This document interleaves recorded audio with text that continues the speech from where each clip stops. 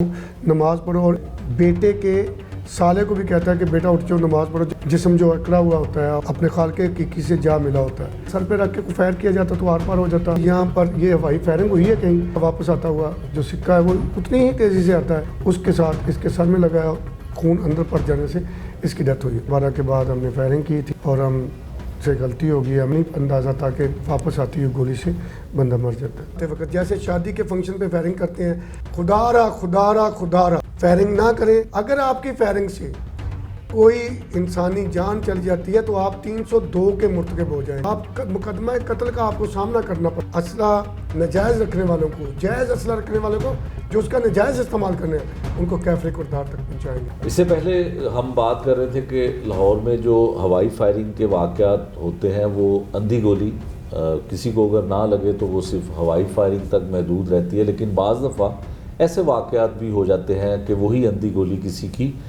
جان بھی لے لیتی ہے.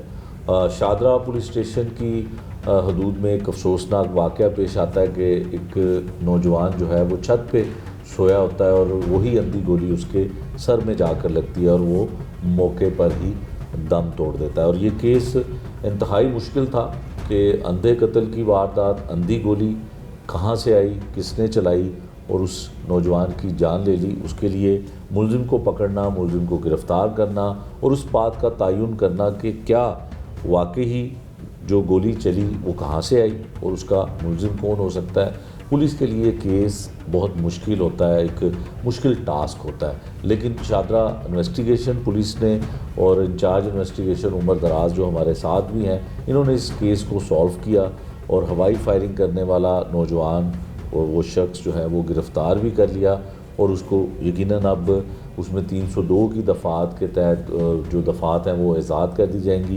اور یہ واقعہ ہوا کیا, ہوتا کیسے ہے, فائرنگ کون کرتا ہے, کرنے والا ملزم کون تھا, اور جہاں بحق ہونے والا جو شخص تھا وہ کیسے چھت پہ سو رہا تھا اور کس طرح سے یہ واقعہ رونما ہوتا ہے, یہ ہم انویسٹیگیشن پولیس شادرہ کے جو انچارج ہیں رانا عمر دراز صاحب ان کی زبانی جانتے ہیں. رانا صاحب, ہم اکثر سنتے ہیں کہ ہوائی فائرنگ کی تو پولیس فوری طور پہ اس پہ کارروائی کرتی ہے, ہوائی فائرنگ کرنے والے کو گرفتار کیا جاتا ہے, اور حکومت کی بھی اور خاص کر پنجاب پولیس کی بھی یہ سخت پالیسی ہے آج کل کہ اسلحہ کی نمائش اور خاص کر جو ہوائی فائرنگ کرتے ہیں لوگ وہ فوری طور پر پکڑے جائیں تاکہ ایسا افسوسناک واقعہ پیش نہ آ سکے.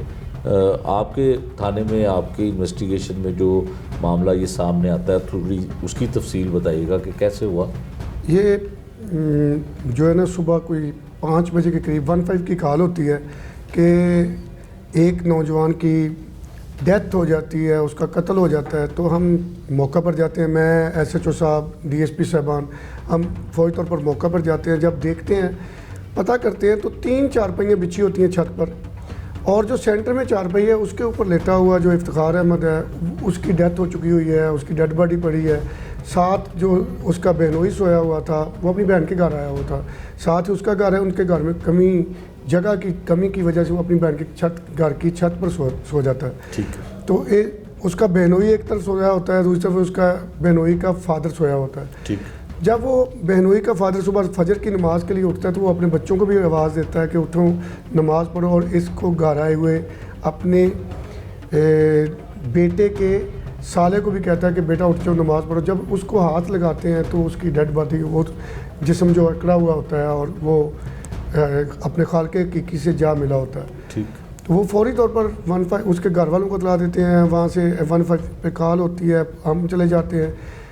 تب تک دن چڑھا ہوتا ہے, ہم فوری طور پر PFSA کو کال کرتے ہیں. جو ہماری روٹین ہے کہ PFSA ٹیم آ جاتی ہے تو جو شواہد ہیں وہ ہم اکٹھے کرنے کی کوشش کرتے ہیں. تو اس دوران دیکھتے ہیں کہ تکیے پر جو ہے وہ معمولی بلڈ لگا ہوا ہے. جب معمولی بلڈ دیکھتے ہیں تو ہم اس کا سر دیکھتے ہیں تو سر پر ایک سوراخ نما چیز ہوتی ہے. تو ہمیں یہ اسی وقت شک ہو جاتا ہے کہ یہ کوئی اسٹرے بلٹ ہے جو اوپر سے آ کے اس کے سر میں لگتی ہے. لیکن اس کو تقویت دینے کے لیے اس کا پوسٹ مارٹم کروانا ضروری تھا. لواحقین جو ہے وہ اپنی نامعلوم جو ہے وہ مقدمہ درج کرواتے ہیں. ہم ان سے پوچھتے ہیں کہ کسی کے ساتھ کوئی دشمنی وغیرہ ہے تو نہیں ہے. جب وہ नामालूम FIR दर्ज हो जाती है तो जनाब आपको पता है लाहौर पुलिस का जो कमांडर है जनाब CCPO साहब, उन्होंने फौरी तौर पे नोटिस ले लिया कि इस मुकदमे को फौरी ट्रेस करना है। तो हम उसका पोस्टमार्टम करवाते हैं। पोस्टमार्टम जब करवाते हैं तो उस वक्त हमारे उस खदशे को, हमारे उस शक को तकवीयत मिल जाती है कि उसके सर में से एक सिक्का 223 बोर का एक सिक्का निकल आता है। जब हम वो पोस्टमार्टम होकर उसकी डेड बॉडी उसके हवाले कर देते हैं तो यहाँ से तफ्तीश का आगाज़ होता है। ठीक है, उस सिक्के को हम फॉरेंसिक के लिए PFS से जमा करवा देते हैं। ठीक। उसके बाद हम जब उसके गिरदोनवा में देखते हैं तो वहाँ कोई भी ऐसे शवाहिद नहीं मिलते कि सर पर रख के कोई फायर किया जाए। अगर सर पर रख के कोई फायर किया जाता तो आर पार हो जाता और ब्लड भी बाहर आता, लेकिन दीवारों और मकानात देखने के बाद हमें ये काफ़ी यकीन हो गया कि यहाँ पर ये हवाई फायरिंग हुई है कहीं, और उसका वापस आता हुआ जो सिक्का है वो उतनी ही तेज़ी से आता है, उसके साथ इसके सर में लगाया, खून अंदर पड़